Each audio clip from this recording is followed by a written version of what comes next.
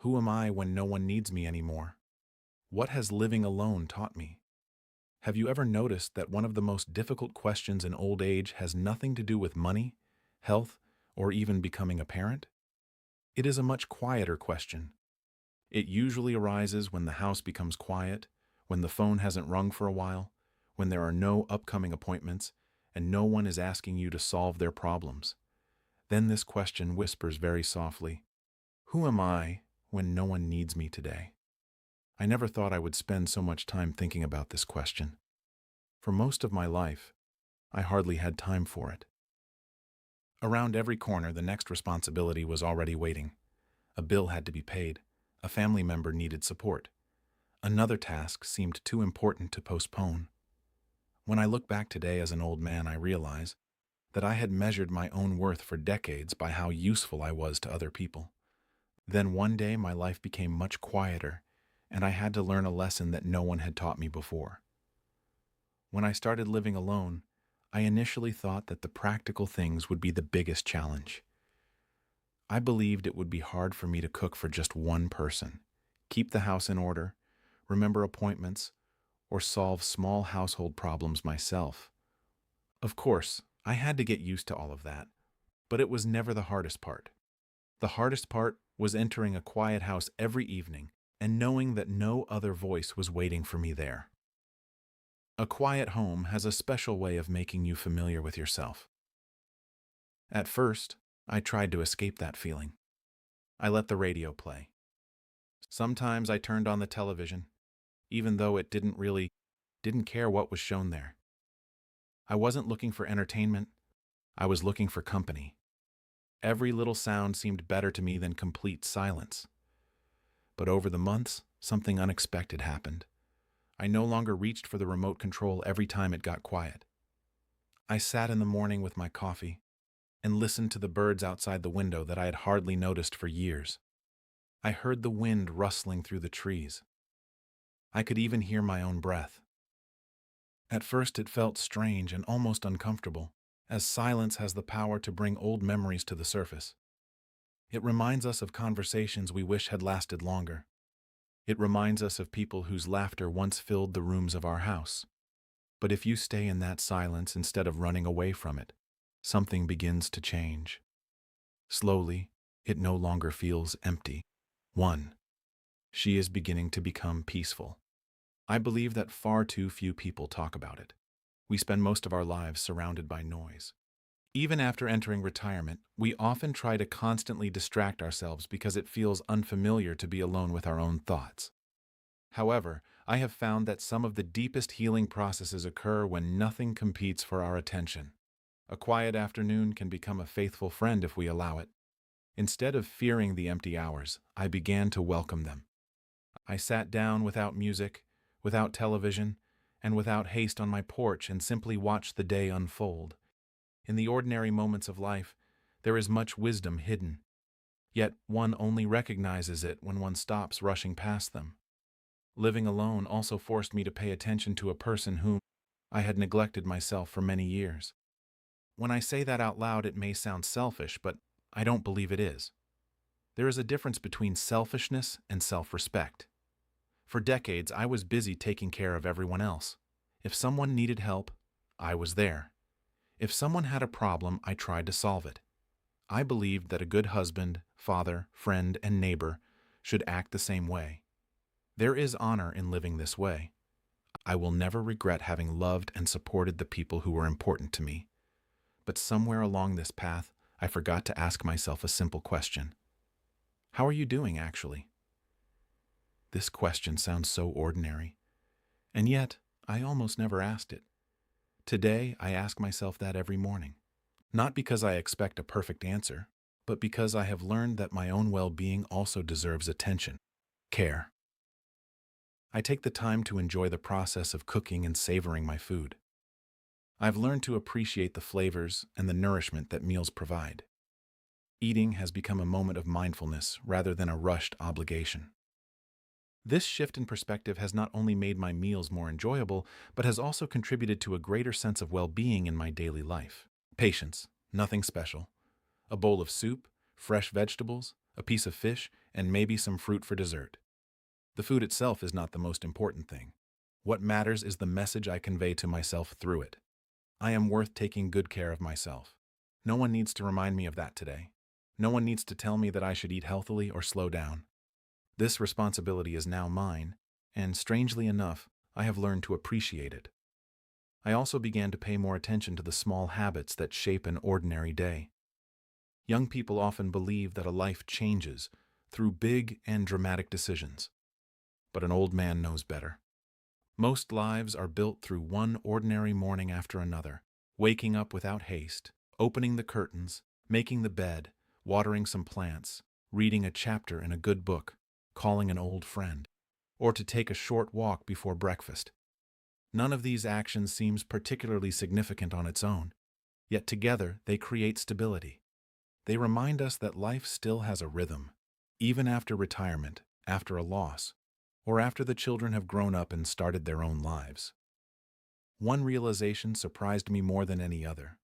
I realized that no one would come to rescue me from an unhealthy daily routine. If I sat in the same chair every afternoon and pitied myself, the next day would most likely look the same. But if I got up today and took a small positive step, tomorrow could already look a little different. This realization was both frightening and liberating. It meant that I was responsible for the direction of my remaining years. At my age, I can't do everything. Controlling. I cannot control time. I cannot control other people. I cannot even control how my body will feel every morning. Yet I can continue to choose my inner attitude. I can continue to decide whether I spend this day with gratitude or with regret. This decision still belongs to me, and perhaps that is one of the greatest freedoms that aging offers us. Over the years, I have learned something else about living alone that I wish I had understood much earlier. Being alone and feeling lonely are not the same. For many years, I believed that these two things were inextricably linked. I thought that loneliness must automatically follow when a person lives alone. But life teaches us through our experiences. Today I know that both states can exist independently of each other. In my younger years, there were times when I was surrounded people. And yet I felt completely alone. I could sit at a family gathering, engage in conversation and laugh with others, while at the same time there was a silent lesson within me that no one could see. Perhaps they experienced something similar. Sometimes loneliness does not arise from having too few people around us. Sometimes it arises because we feel misunderstood, because we are going through difficult changes, because we lack a sense of purpose in life, or because we carry feelings with us that we never talk about with anyone. At the same time, I have also experienced moments when I was completely alone and yet deeply content. I sat outside early in the morning with a cup of coffee and felt more peace than in a crowded room. I took walks where I noticed the beauty of simple things, the sunlight between the trees, the birds chirping, and the change of seasons. I prepared my own meals, cleaned my home, and spent quiet evenings with a book. These moments did not feel empty. They were fulfilled in a different way. I hope that every older person understands this one day. Their life does not lose its meaning just because it becomes quieter in their home. Their worth does not disappear just because their children have started their own families, their careers have ended, or they are no longer needed in the same way as before. In our younger years, we spend a lot of time being needed by others, and that is something beautiful. But at some point, we must recognize that our worth never solely depended on what we could give or do for others. For many years, I placed myself above my responsibilities. I was a worker, I was a husband, I was a father, I was someone on whom others relied. Other people could leave. These roles shaped me, and I am grateful for each one of them. They gave my life meaning and bestowed upon me beautiful memories that I will always carry within me. However, as some of these roles became smaller or completely disappeared, I had to recognize something important. I was still there. The person beneath all these responsibilities continued to live on. I still had thoughts, dreams, interests, and curiosity. There were still things I wanted to experience. New mornings were still waiting for me. I still had stories to tell. I could still be kind to others. I still had a reason to wake up every morning. This realization had enormous power. Many people reach a certain age and begin to quietly believe that their best years are already behind them. They think that development and growth belong only to young people. But I learned that personal growth has no expiration date. A person can discover new sides of themselves at 70 or even 90 years old. Perhaps one does not become a completely different person, but one can become a deeper, wiser, and more peaceful version of oneself. I have met older people who were more curious about life than many young people. They learned new skills. They traveled to places they had always wanted to see. They started painting, writing, gardening, exercising, or simply building better daily habits. They understood something important. The meaning of life is not only about doing things for other people, it is also about experiencing the gift of one's own life. Living alone has taught me to be a good friend to myself. That may sound strange, but think about how we treat people who are important to us. We encourage them when they have difficulties. We forgive them when they make mistakes. We remind them that they are valuable. Yet many of us speak to ourselves in a way that we would never speak to another person. We tell ourselves we are too old to start something new. We claim it is too late to change something. We focus solely on what we have lost instead of appreciating what we still have. Yet age does not take away every possibility from us. It merely changes the kind of opportunities we should be seeking. Perhaps you can no longer run as fast as you used to. Perhaps you can no longer handle the same long hours of work. Perhaps your body needs more patience and care today.